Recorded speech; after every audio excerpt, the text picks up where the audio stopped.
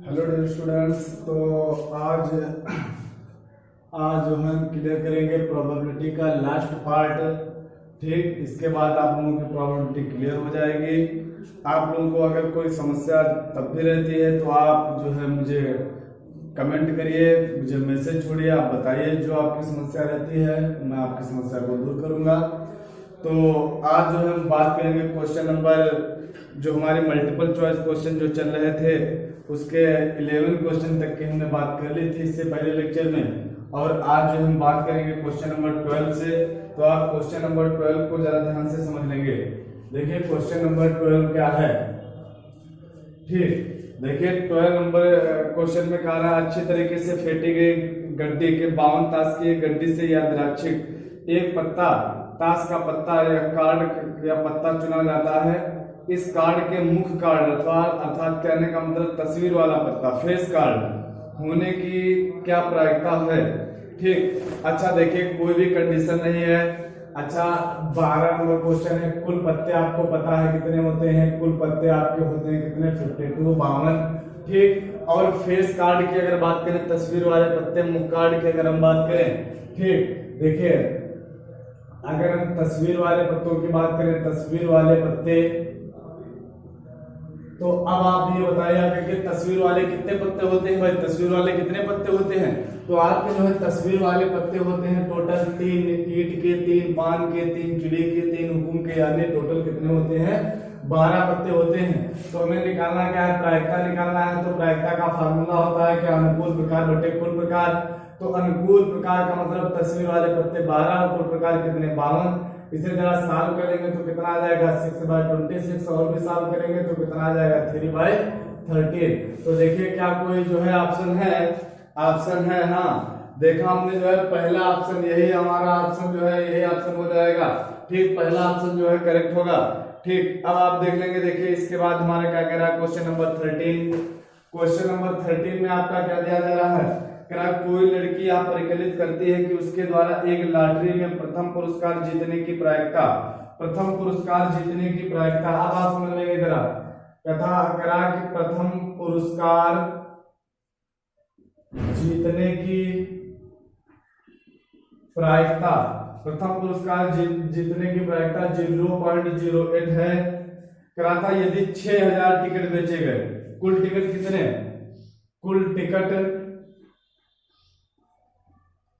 कितने, 6000 टिकट बेचे गए, तो उस लड़की ने कितने टिकट खरीदे, उस लड़की ने कितने टिकट खरीदे। तो हम लिख लेते हैं, माना उस लड़की ने X टिकट खरीदे, X टिकट खरीदे। ठीक, अब अच्छा आप जरा बताएंगे आकर के, देखिए X टिकट जब उसने खरीदे हैं और कुल टिकट कितने थे, 6000। तो देखिए टिकट को लेने की प्रायिकता, यानी जब उसने टिकट लिया, जब वो जीती है, तो टिकट लेकर जीतने की प्रायिकता हमें निकालना है। तो टिकट लेकर जीतने की प्रायिकता कितनी है, 0.0। तो टिकट लेने की प्रायिकता कितनी होगी, X बटे कितना, 6000, बराबर में देखिए कितना आ जाएगा, 0.08 आ जाएगा। तो अब आप ये देख लेंगे आगे के, देखिए अगर हम इसकी मल्टीप्लाई करवा लें तो देखिए कितना आ जाएगा, 0.08 इंटू कितना आ जाएगा, 6000। अच्छा आप देख लेंगे आगे के, देखिए x इक्वल टू कितना आ जाएगा, यहाँ से 8 और 6 की गुणा कितने आती है, 48 के बाद कितने जीरो है, 3 जीरो, लेकिन दशमलव में लगा देना, कितने, 2 अंकों के बाद, तो 2 अंकों के बाद दशमलव लगा लिया। तो x इक्वल टू कितना आ गया, 480। देखिए कोई हमें जो है ऑप्शन इसमें दे रहा था 480, तो अब क्या हम देख पा रहे हाँ हाँ सही हमें मिल गया। कौन सा, इसका जो तीसरा नंबर है, तीसरा ऑप्शन जो है वो करेक्ट हो जाएगा, तीसरा ऑप्शन इसका करेक्ट हो जाएगा। 30 नंबर में सी वाला पार्ट करेक्ट है। ठीक, तो लड़की ने कितने टिकट खरीदे थे, 480 कुल टिकट लड़की ने खरीदे थे। अच्छा अब आप बात करेंगे इसके बाद 13 के बाद क्वेश्चन नंबर 14 की। तो आप 14 नंबर की अगर बात करते हैं तो देखिए 14 नंबर हमारा क्या है, करा किसी थैली में कुछ टिकट है जिन पर 1 से 40 तक की संख्याएं अंकित हैं, 1 से 40 तक की संख्याएं अंकित हैं। चलिए ठीक, तो अच्छा अब आपको ये बात पता चल गया कि कुल प्रकार कितने होंगे, कुल प्रकार हो जाएंगे 40। क्योंकि 1 से 40 तक संख्या है तो कुल प्रकार हो गए 40। कराता यादृच्छिक रूप से एक टिकट लिया जाता है, इसकी प्रायिकता निकाले गए एक टिकट की संख्या 5 का गुणज हो। ठीक, संख्या क्या हो? 5 का गुणज, संख्या 5 का गुणज हो तो अनुकूल प्रकार आप देख लेंगे कितना आ जाएगा अनुकूल प्रकार आपका। अच्छा, अब आप ये देख लीजिए 5 का गुणज कितने होते हैं? 5 5 दूनी 10, 5 तिया 15, 5 चौको 20, 5 25, 5 31, 5 35, 15 चले, यानी कितने? 8 अनुकूल प्रकार होते हैं। तो प्रायिकता अगर आप निकालेंगे आकर के तो क्या आ जाएगा? 8/40, यानी कितना आ जाएगा? 1/5। देखेंगे क्या कोई ऑप्शन इसमें है 1/5? हाँ, पहला ऑप्शन जो है इसका ए वाला ऑप्शन जो है वो करेक्ट हो जाएगा। ए ऑप्शन इसका करेक्ट हो जाएगा 1/5 वाला। अब आप देख लेंगे आकर के इसके बाद 15 नंबर देखेंगे भाई। 15 नंबर क्या दिया हुआ है? 15 नंबर क्या दिया हुआ है? लास्ट है भाई, ये लास्ट है आपका लास्ट क्वेश्चन। ठीक, देख लेंगे यदि किसी व्यक्ति के 1 से 100 तक की संख्याओं में से एक संख्या चुनने को कहा जाता है तो वह अभाज्य संख्या हो। ठीक, तो 1 से 100 तक की संख्याएं हैं तो कुल संख्याएं हो गई, यानी कुल प्रकार हो गए कितने? 100। ठीक, और अभाज्य संख्या 100 तक अभाज्य संख्या की अगर बात करें तो जरा ध्यान से समझिएगा। देखिए, अभाज्य संख्या जो हमारी हो जाती है 2 हो गया। ठीक, 2 3 5 7 और इसके बाद आ जाता हमारा 11, फिर 13 यानी 13। ठीक, फिर आ जाता है 13 के बाद हमारा जो आता है फिर 17 17 19 19, फिर 23 23, फिर 23 के बाद अगर हम बढ़ते हैं तो 23 के बाद आता है हमारा जो है 29। ठीक, 29 के बाद अगर हम बढ़ेंगे तो 29 के बाद हमारा आता है कितना? 31। ठीक, 31 के बाद अगर हम बढ़ेंगे आगे तो कितना आ जाता है हमारा? 37। ठीक, 37 के बाद अगर हम आगे बढ़ेंगे तो हमारा कितना आएगा? 41। फिर 41 के बाद कितना आएगा? 43। फिर 43 के बाद कितना आएगा भाई? 43 के बाद जो हमारा आ जाएगा और इसमें जो होता है 43 के बाद हम पहुंचेंगे 51 भी होता है भाज्य। ठीक, 49 भी होता है भाज्य। फिर 43 के बाद और भी अगर हम आगे बढ़ते रहेंगे 44 45 46 47 47, हाँ आता है 47 होगा। 48 49 50 51 52 53, हाँ ठीक 53 हो जाएगा। ये किसी से डिवाइड नहीं होता है। ठीक, 54 55 56 57 58 59 60 59, हाँ 59 भी नहीं होता है। 59 भी किसी से नहीं आता है, 59 भी नहीं आता है किसी से। ठीक, अच्छा, और अगर अब हम देखेंगे तो इसके बाद जो हमारा आ जाता है, आगे बढ़ते हैं जब, तो यहाँ से अगर हम देखेंगे, ठीक, यहाँ से अगर हम और भी आगे बढ़े तो देखिए, अच्छा क्वेश्चन में थोड़ा सा पढ़ लेंगे। कह रहा किसी व्यक्ति के 1 से 100 तक की संख्याओं में से एक संख्या चुनने को कहा जाता है। ठीक, अच्छा ठीक है, सही है।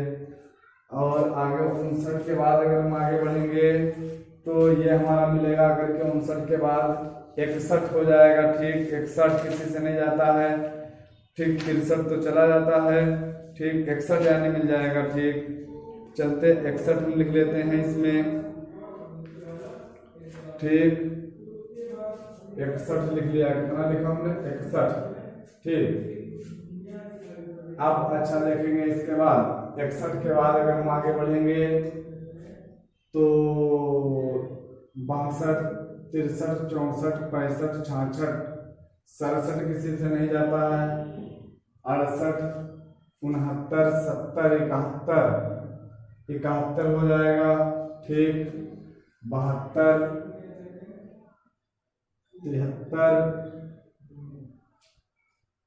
73 हो जाएगा। 74 75 76 77 78 79।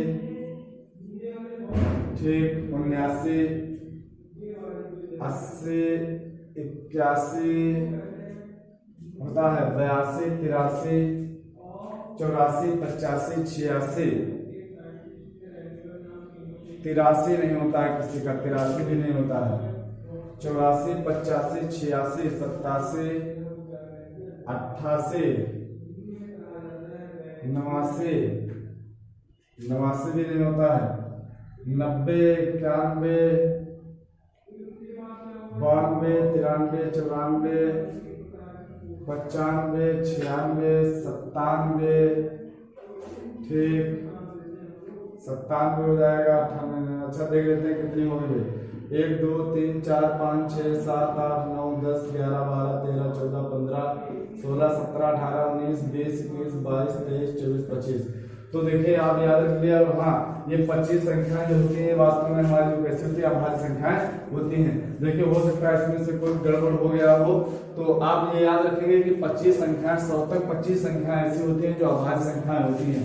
तो हमें अनुकूल प्रकार पता है कितने अनुकूल प्रकार है 25। और अगर कुल प्रकार की बात करेंगे, देख कुल प्रकार है 100, प्रायिकता अगर निकालेंगे तो कितनी आ जाएगी 25/100, यानी प्रायिकता जो हमारी वो निकल कर आ जाएगी कितनी 1/4 निकल कर आ जाएगी। तो 1/4 हमारा कोई ऑप्शन है, 1/4 ऑप्शन हमें मिल गया कौन सा, सी वाला। तो इसका जो सी ऑप्शन हो जाएगा वो करेक्ट हो जाएगा, सी वाला ऑप्शन जो है हमारा कैसा हो जाएगा, करेक्ट हो जाएगा।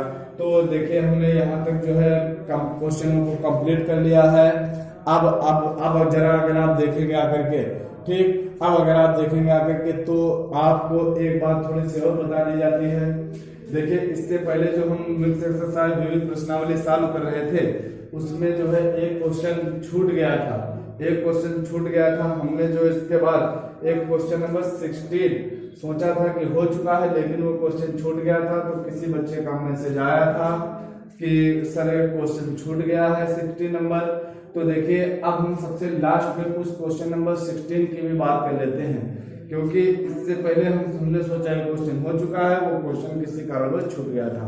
तो आप जो है उस 16 नंबर क्वेश्चन को भी देख लीजिए जरा, ठीक। 16 नंबर क्वेश्चन थोड़ा सा आप पीछे पहुंच जाएंगे, 16 नंबर क्वेश्चन देख लेंगे।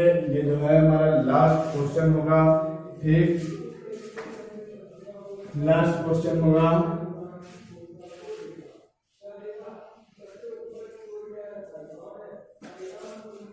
तो मिक्स एक्सरसाइज का है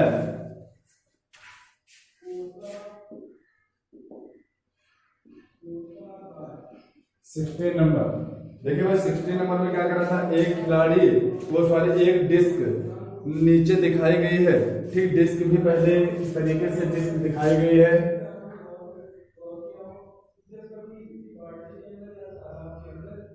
ठीक।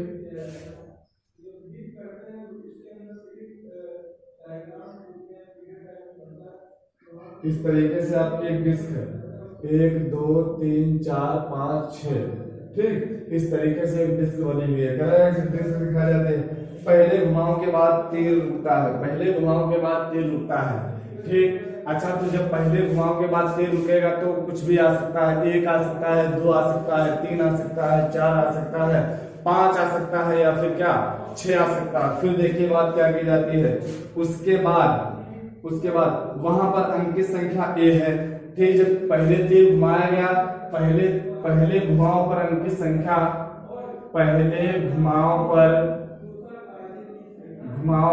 अंकित संख्या A प्रश्नानुसार प्रश्न में जो कहा जा रहा है, ठीक।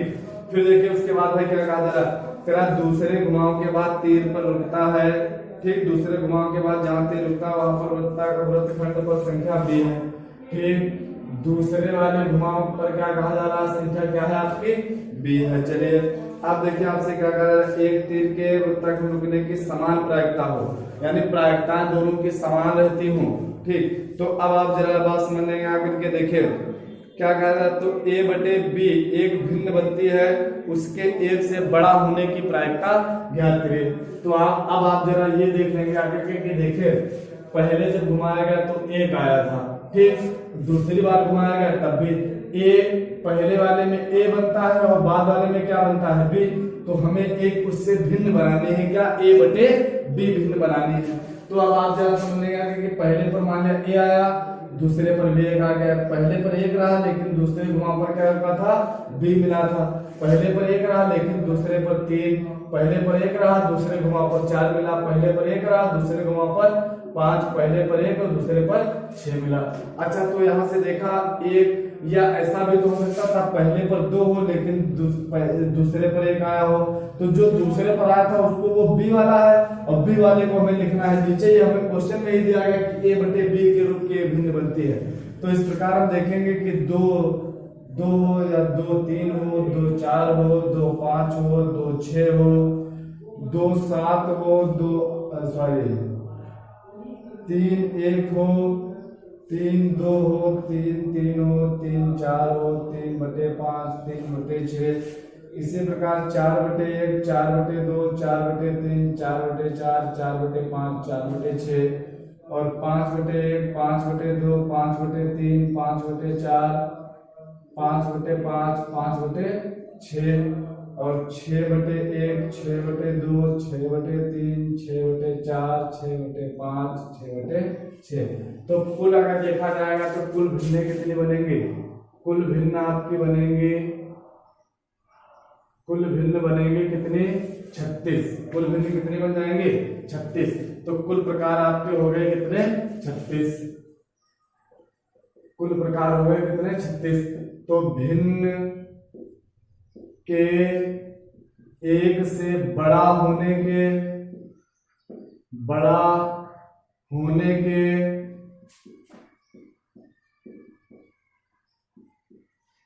अनुकूल प्रकार, वो आप जरा देखिए इसमें से ऐसी कितनी भिन्न है जिनका मान 1 से बड़ा हो। तो अच्छा देखिए ये एक यानी 1 रहेगा, 1 से हमें बड़ा चाहिए, ये तो 1 से कम है, ये भी 1 से कम, ये भी 1 से कम, इसमें तो कोई नहीं मिला। अच्छा 2 बटे 1 का मतलब 2 होगा, तो ये जो है हमारा जो है इसको अगर हम बात करें तो इसका मान 1 से बड़ा होगा। बाकी देखिए 2 का दूसरा भाग इसका मान 1 आएगा, बाकी 1 से कम होता रहेगा। तो अच्छा ठीक, इसमें भी हमें कोई नहीं मिला। 3 बटे इसका मान 3 है, 3 बटे 2 का मतलब 1.5 रहता है। ठीक, अब हमें यहाँ से 1 मिल जाएगा, इसके बाद तो कम ही होता रहेगा। अब ये 4 हुआ, 4 बटे 2 का मतलब 2 हुआ, ये देखिए सब 1 से बड़ी है। 4 बटे 3 का मतलब 1 पॉइंट करके कुछ आ जाएगा।